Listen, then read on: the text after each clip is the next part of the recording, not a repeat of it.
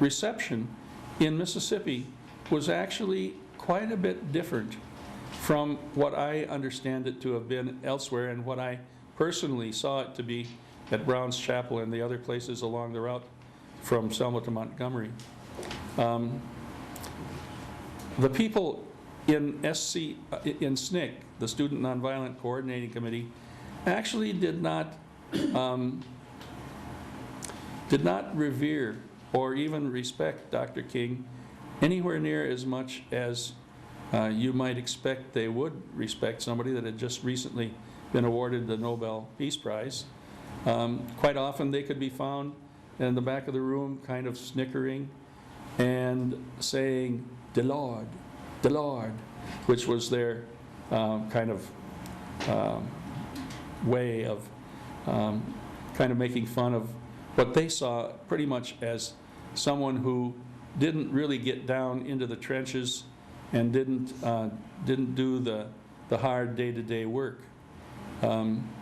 So I guess for me, the important thing that I took away from that was to realize that once again, there's this fairly large divide between a kind of a well-educated and economically well-off person in the black community on the one hand, and people who just had to kind of struggle and scrape in order to make it through. And that showed up in this kind of, I guess I would say, lack of respect in many situations. In Mississippi, an organization, an umbrella organization, emerged in 1964 to try to handle the fact that a lot of people didn't see things from exactly the same point of view. The name of that organization was the Council of Federated Organizations, and it became the umbrella organization under which all the other civil rights groups operated. And that was how the division of labor that left Mississippi pretty much in the hands of SNCC, the Student Nonviolent Coordinating Committee, occurred. At one point, the organization that Dr. King headed, SCLC, decided that they wanted to do some citizen education projects, and they identified some people and sent them to Mississippi, and essentially, I think for the most part, worked through various local NAACP groups. The effort actually did not succeed. They were not very well attended, the meetings that were set up, and pretty much from everything I've been able to read, nothing much came of those particular workshops. And again, the only reason it's not because they didn't have good material or good ideas, it's just that they were the wrong people to communicate with the people they were trying to work with. The students in SNCC, on the other hand, accomplished a lot of education, citizenship education programs, because they were much more down to earth and sort of on the same level as the people they were trying to deal with. One other organization that I want to mention that some of you might have heard about is something called FDP, the Freedom Democratic Party. How many of you remember anything about the National Democratic Convention of that particular year? It was a really strange experience, because the strategy that we came up with in Mississippi was that since the delegation that Mississippi would send to the National Convention was all white, and since the National Convention, at least on paper, said they that was not a good thing, what we would do was to essentially create a parallel party. And so we did. We created precinct caucuses in every community. So if you were black and you wanted to, you could go to your local caucus, just like some of you probably do here in Minnesota, and then you could go to the next level and the next level, and out of that came delegates to the National Convention. And so when that convention was convened, I think it was in Atlantic City, wasn't it? What they did, yeah, what they did was they got up on the floor and challenged the right of the all-white Mississippi delegation to be seated. Talk about hornets in a hornet's nest, huh? Actually, somebody that you and I know and maybe love played what I think turned out to be a very negative role in that whole thing. His name is Hubert Humphrey. And essentially what happened was that the Freedom Democratic Party delegation did not get seated. A kind of a watered-down compromise of some sort of honorary seats was offered to them, and they didn't take the deal. They just simply said, no, we're not going to do it. What it did do, what that whole effort did, was to teach a whole lot of people a lot about being a citizen.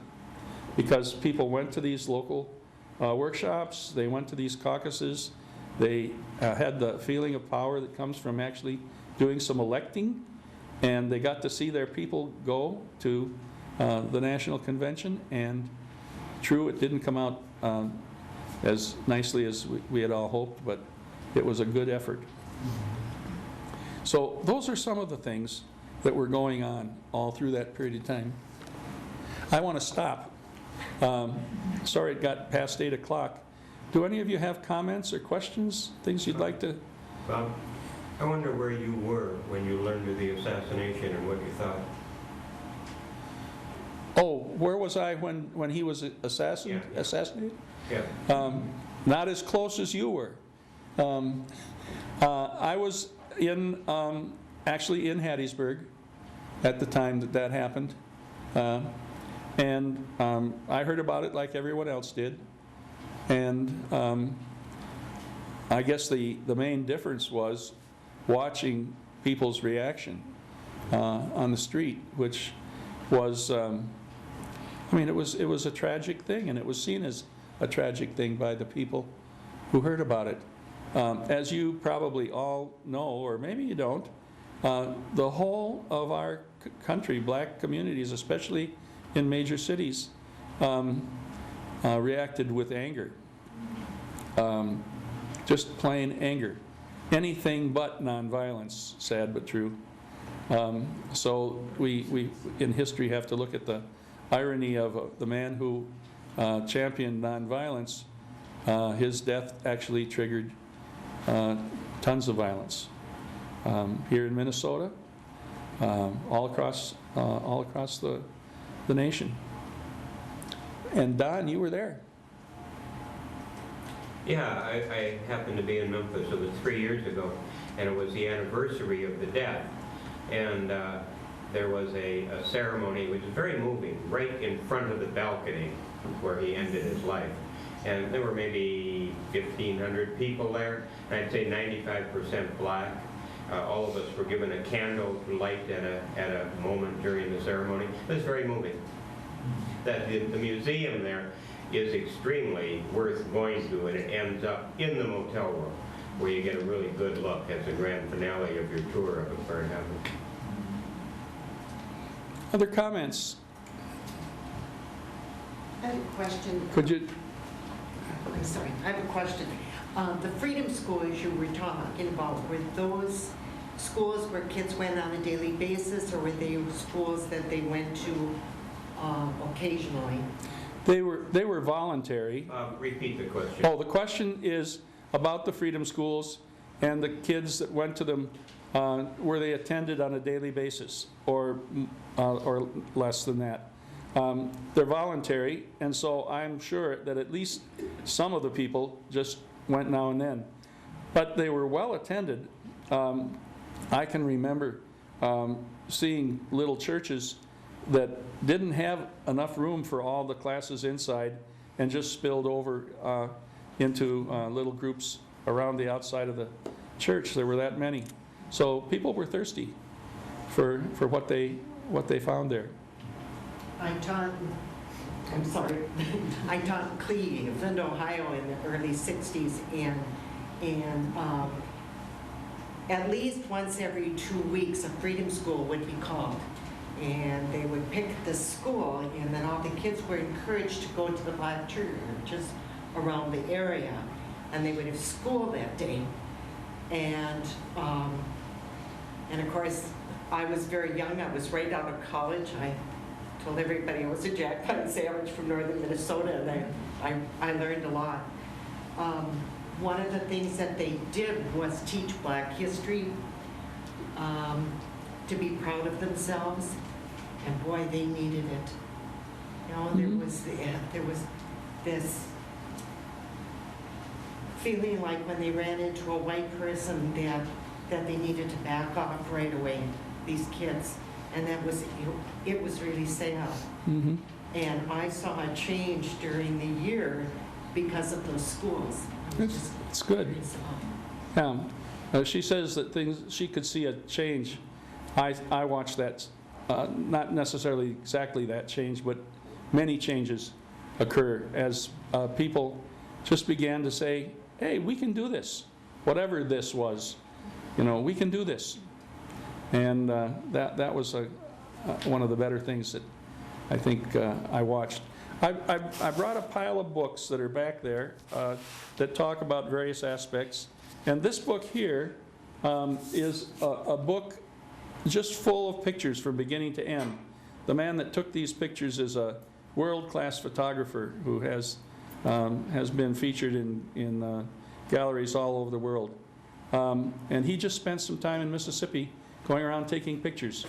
And the pages I've put marks on, some of them are pages that were people I knew and people that I was involved with.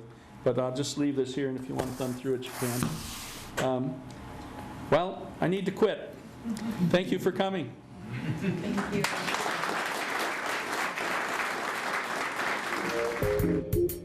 you.